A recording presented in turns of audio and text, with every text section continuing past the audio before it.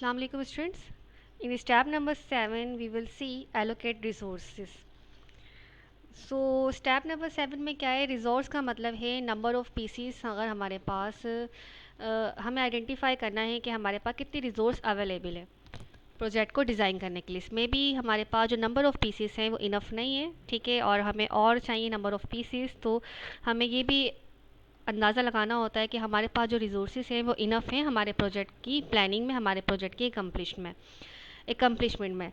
तो रिसोर्स का मतलब है cost, time, employees, staff, management, हर वो चीज़ जो इंक्लूडेड है, जो आपके सॉफ्टवेयर पर इम्पैक्ट डाल रही है, आपके सॉफ्टवेयर की एक्टिविटीज़ को कैरी करने के लिए हेल्प कर रही है, वो सारी क्या चीज़ें हैं आपकी रिसोर्सेज में ऐड है। तो आपने चेक करना होता है कि आपके पास सारे रिसोर्सेज अवेलेबल हैं। आपको आइडेंटिफाई करना होता है क्या कि identify and allocate resources to activities, कि कौन सा रिसोर्स अवेलेबल है और कौन सा रिसोर्स क्या काम आपका परफॉर्म कर रहा है। और जैसा कि मैंने आपको बताया कि हर वो चीज़ आपकी रिसोर्सेज है जो आपके सॉफ्टवेयर की एक्टिविटीज़ को कैरी करने में हेल्प कर रही है।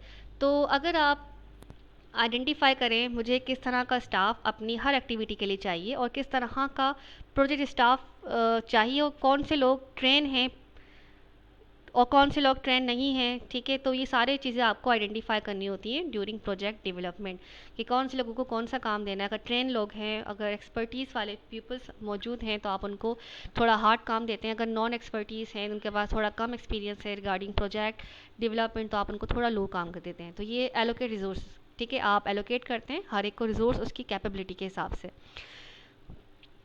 इसके अलावा आप इसमें ये भी चेक करते हैं कि मुझे किस तरह के हार्डवेयर रिक्वायर्ड है, कि मुझे कैसे हार्डवेयर चाहिए।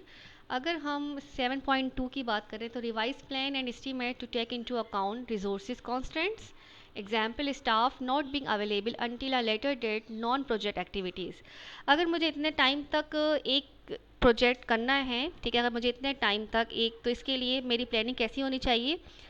प्लानिंग मेरी ऐसी हो कि मैं अपने टाइम तक, जो मुझे टाइम दिया गया है, अपना काम कंप्लीट कर लूँ। और उस टाइम को उस प्रोजेक्ट को कंप्लीट करने के लिए मेरे पास रिसोर्स अवेलेबल हों, ये भी मुझे चेक करना है, ठीक है।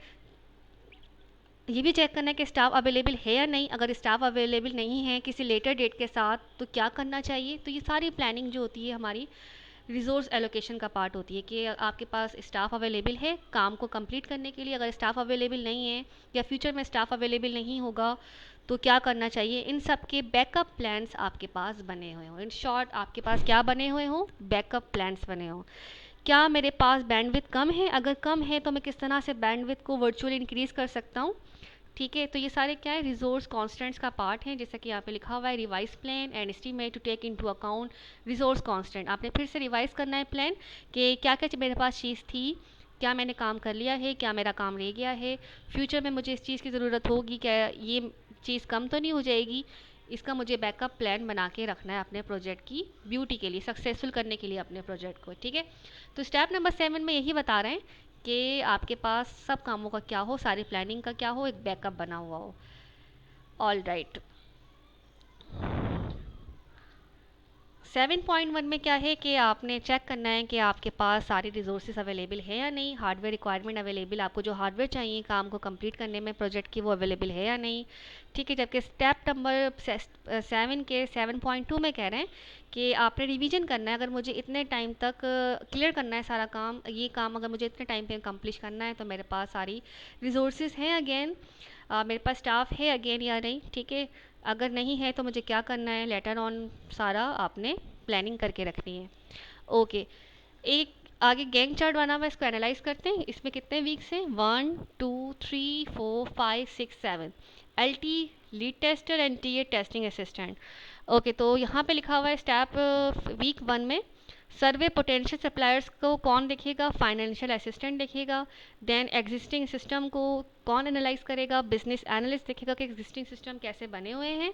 देन थर्ड क्या है हमारा, ऑप्टेन यूज़र रिक्वायरमेंट। देखें एक तरीके से क्या बना हुआ, रिसोर्स एलोकेट कर दिए, ठीक है, वीक वाइज, के इस वीक तक इस एक्टिविटी को इस वीक में ये पर्सन अटेंड करेगा। ओके, इसी तरीके से एग्जिस्टिंग सिस्टम को एनालाइज करने के बाद बिजनेस एनालिस्ट क्या करेगा, ऑप्टेन करेगा यूज़र रिक्वायरमेंट, चेक करेगा कि एग्जिस्टिंग सिस्टम ये था और यूज़र ने ये कहा है ऐड करने को, यूज़र की डिमांड ये है, तो उसके हिसाब से फिर एनालाइज करेगा, ब्रेनस्टॉर्मिंग करेगा।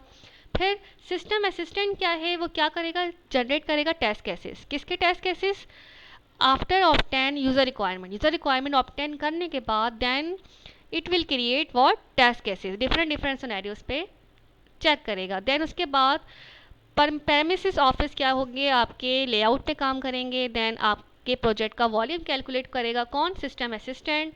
देन एट द एंड आपका ड्राफ्ट बनेगा और आपका ड्राफ्ट इशू होगा किसको, टेंडर को। और कौन करेगा, बिजनेस एनालिस्ट।